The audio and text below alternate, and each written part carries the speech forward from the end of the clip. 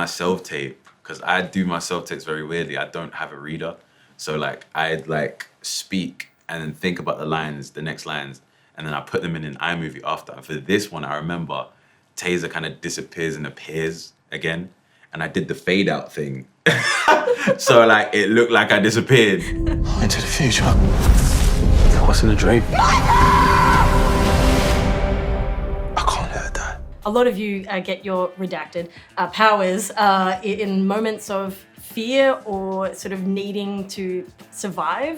Can you speak to each of your characters and why that's important in that moment? I think my character, you know what's interesting? I think in the first scene, you see him kind of in a moment try to use them, but they don't work. So I think my character knows first about his powers. But he doesn't know how to control them, and I think he knows exactly what he's going to use them for, which is not great.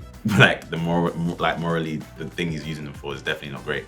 But like in his kind of survival mode and all of that, he's like, this is going to take him and his boys higher. Michael discovered his power in the heat of passion, and so as his senses are heightened, the power starts to activate, and I think then he gets a realization that, you know, he's not home, and then, you know, realizes that he's in the future because he sees his future self, and then he discovers that, you know, Dion's gonna die, and then he's like, you have to use your powers and find the other 5 to save her.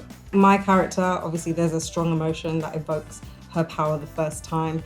You know, she finds out her boyfriend's cheating on her, and then there's this emotion that happens that like ignites inside of her, and I feel like that's the first time obviously we see her with her powers. And with Sabrina, she doesn't actually want her powers, so there's that struggle and that battle that she has to have, because obviously she's more career focused.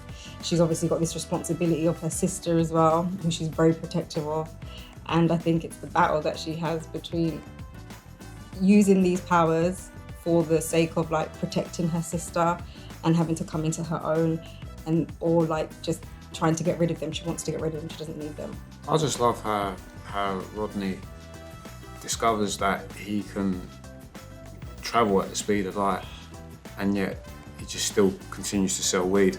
I just think he's just hilarious also, you know. Not to interject, but that is beautiful, like the fact that, you know, Rodney finds out he's got superpowers and doesn't decide to just throw on latex, like he continues living his normal life. You know? Yeah, but like he didn't decide to just rob a bank. Yeah. He just thought, I'm just gonna sell weed. Yeah, that's what I mean. Yeah, that's so beautiful. That's the beautiful part of the story.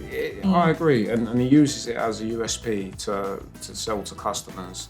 I can get this bag quicker than anybody else to your door. In my self-tape, because I do my self-tapes very weirdly, I don't have a reader. So like I'd like speak and then think about the next lines, and then I put them in an iMovie after. And for this one, I remember Taser kind of disappears and appears again. And I did the fade out thing. So like it looked like I disappeared and then reappeared in my tape. I don't know if that helped me in any way, but You got the role. Yeah, you know what I mean? You got the role. Oh man, that triggered that memory. That's crazy. It looks so dumb because there's no sound effects, no view effects, but it's so funny. But yeah. Shout out to iMovie's fade out. Literally, yeah. Big up iMovie, you know what I mean?